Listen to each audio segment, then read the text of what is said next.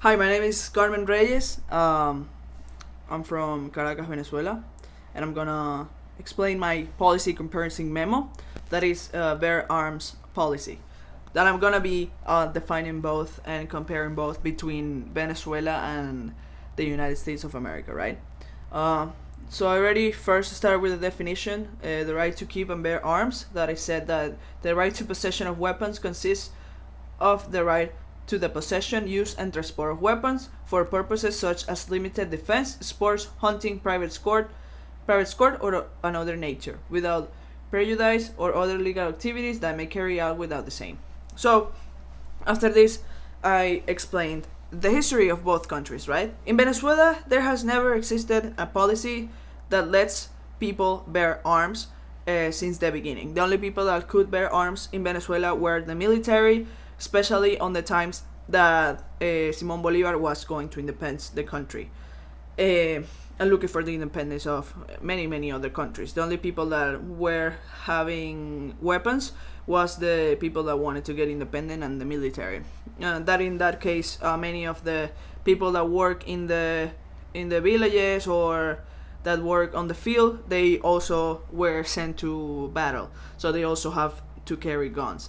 But most of the part after the independence of Venezuela, people didn't have the right to bear arms, except for the military. There has always been that way. The military and the people that are trained are the only ones that will be having the bear of arms, right?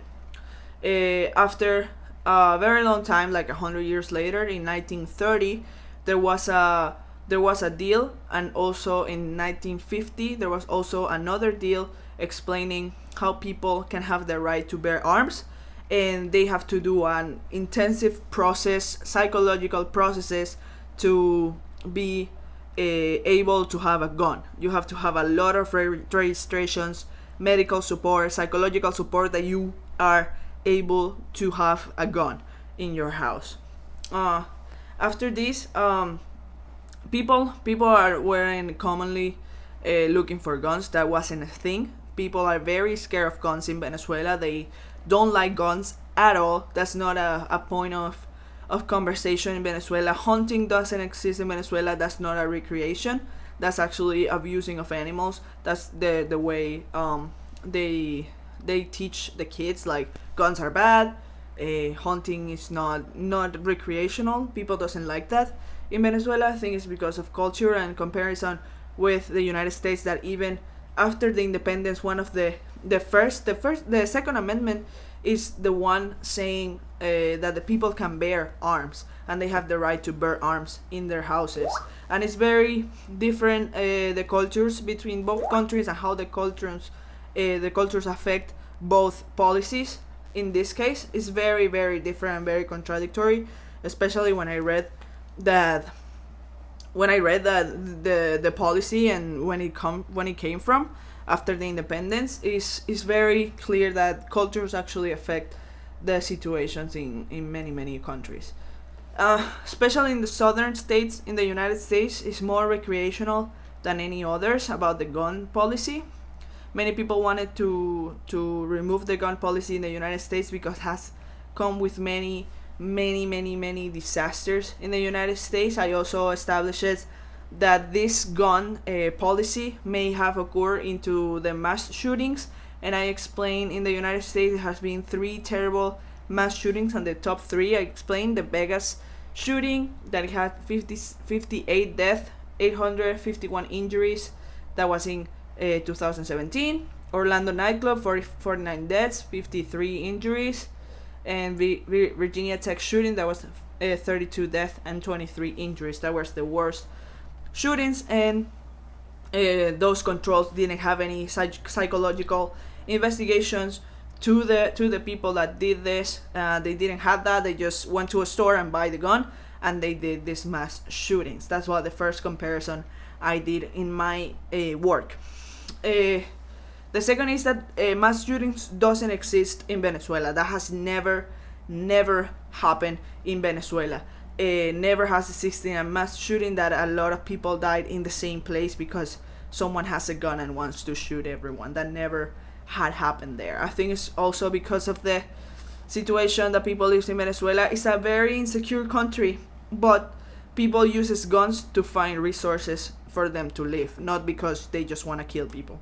And that's the difference between both policies and both comparisons between these policies. I believe that these controls and these different type of policies can affect the country greatly. I mainly believe that the United States have let that policy there and that amendment there without any touches. And actually, I said on the memo that has been the most requested change amendment in the history of the United States, with a lot of changes into that policy, but they never been approved by Congress. They always said no. That's the only amendment that hasn't been changed since that time.